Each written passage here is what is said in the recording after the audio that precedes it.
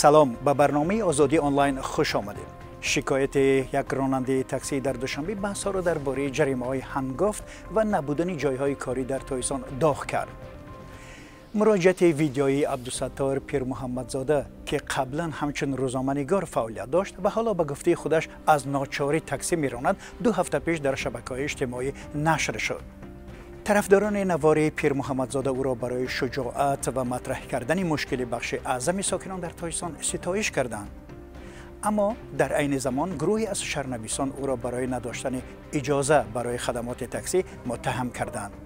خود وی گفته بود که هدفش تنها رسانیدن درد دل مردم به مقامات است.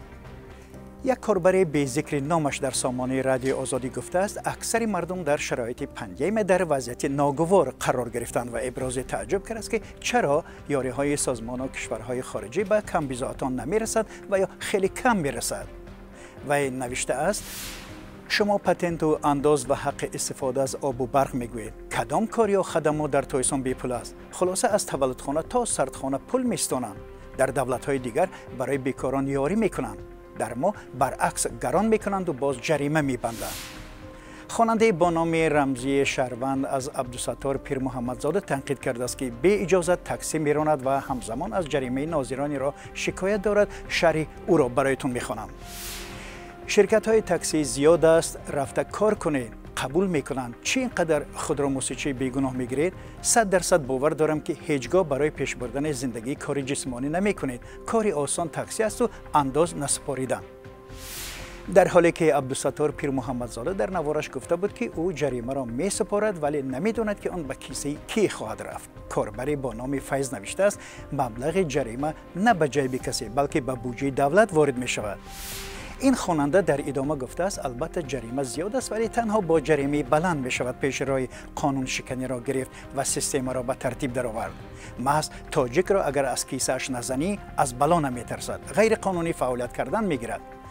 سروره در سامانه رادیو آزادی شکایت عبدالستار پیر محمدزاده را از ناچاری نامیده است. چون به نوشته‌اش او پدر خاندان است، زن و فرزندان دست او را نگاه می کنند، در کارخانه‌اش کار کردن نمی مانند.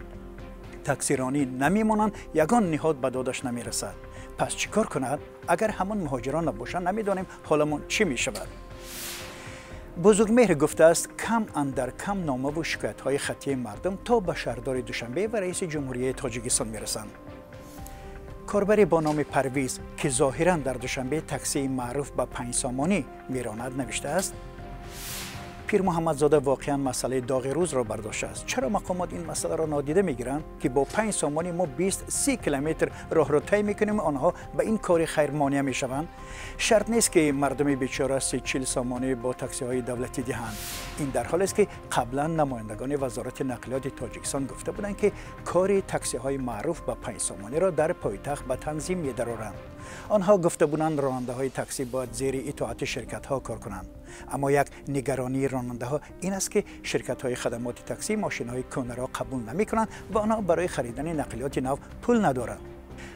بینندگان عزیز برنامه را در همینجا به پایان میبرم اما بحث ها در سامانه رادیو آزادی و صفحه ما در شبکه‌های اجتماعی ادامه دارد. اگر گفتنی دارید نویسید و یا ثبت کرده به این رقم ها فرستید. خدا نگهدار شما.